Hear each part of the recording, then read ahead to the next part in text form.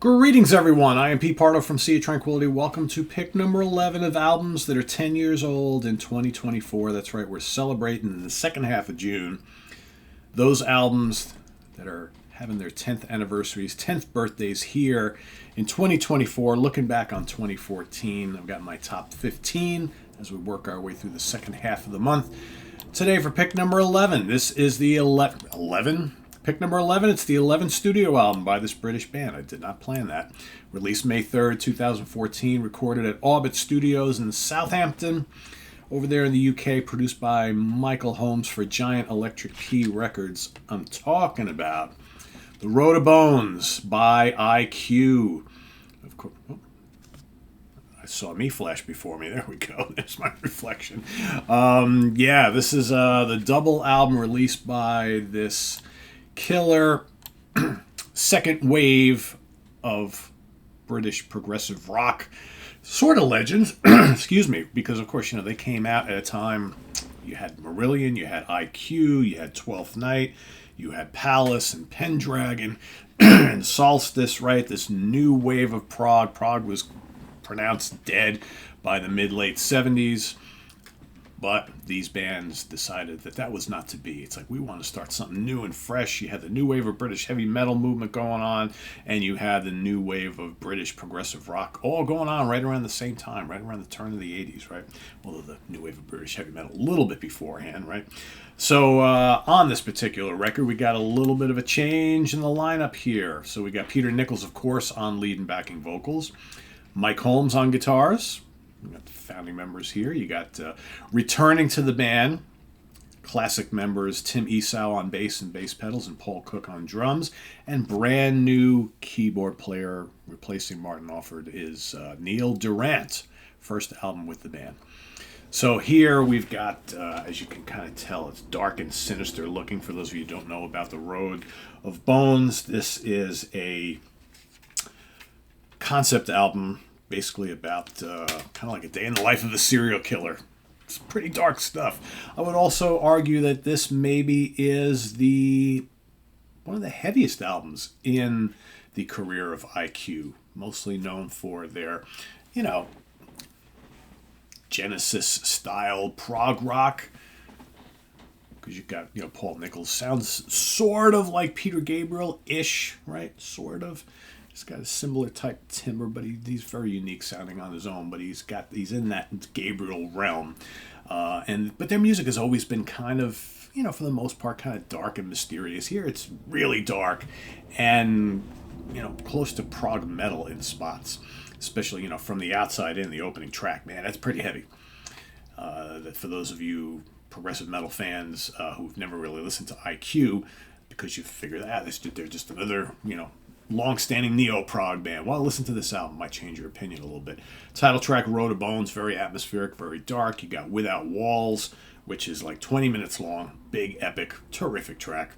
So much drama and just kind of menace on this album, but you got all the wonderful keyboards and the great guitar from Mike Holmes. Just such an underrated player. We've talked about that on In the Prog Seat. I mean, this guy is really, really, really good. Needs to be mentioned when you're talking about all the other greats in prog as far as guitar players go. Ocean and Until the End, 12 minutes long. Finish off disc 1. Over on disc 2, you've got tracks like Knucklehead and the 1312 Overture. I wish that was longer, 4 minutes long. It's like the shortest track on the album. Very cool there. Constellations is another big epic, over 12 minutes long. Fall and Rise, 10 Million Demons, terrific track. The drama that these guys kind of emit over the course of this album, and specifically towards the end, right? And it finishes up with Hardcore, which is another about 11-minute long epic track. Just builds and builds and builds. There's tension here. You feel like you're inside the mind of this serial killer character that they created, right? And as he's kind of like trying to deal with all his demons and all the bad shit that he's done and everything like that. It's just a very, very, very complex album from a kind of storyline perspective, and just like I said, the dark drama that is created by the music and the arrangements and everything like that. It's like you go through the booklet, you get all the lyrics here, and some just dark and just menacing imagery. Very well done. I mean, I remember when this album came out, a lot of us who were into this sort of thing were just kind of like, wow, this is just such a achievement for this band. And I know like Stephen Reed and Ken Golden, big fans, Louis Nasser, big fans of this album, and arguably one of the best in their catalog. So yeah, that's my pick for today. Do we have some charts? I think we do. Hold on. This made it to number 36 on the German charts, number 62 in Switzerland charts, and in the Netherlands, the Dutch charts made it to number 68.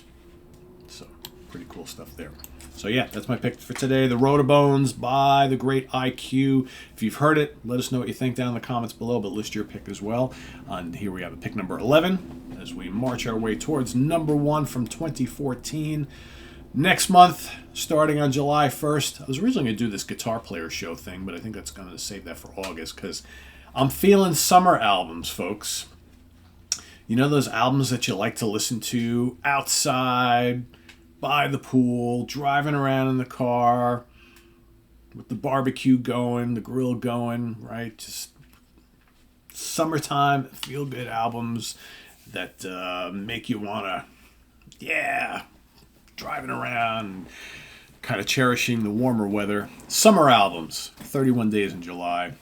I'll be kind of trying to figure out my favorite 31 summertime listens, right? So that's kind of coming up. I know I did a show with Jamie Laszlo a year or two ago, or 3 ago, something like that, where we talked about some of our favorite summer albums. I'm going to revisit that theme once again, each and every day here. So start thinking about that. Those albums that you like to listen to, whatever they might be, whatever genre, right? Could be soundtrack albums, greatest hits collections, live albums, studio albums, whatever, any kind of music, as long as it kind of gets you in that mood for the warmer weather. That's what we're going to do. So that's starting up July 1st. So till then, visit us on the web at www.seaoftranquility.org. We're on Facebook, we're on YouTube all together all the damn time. Please subscribe if you haven't already and click on that notification bell so you get alerted of all of our content as it posts. And please do hit the like button before you leave.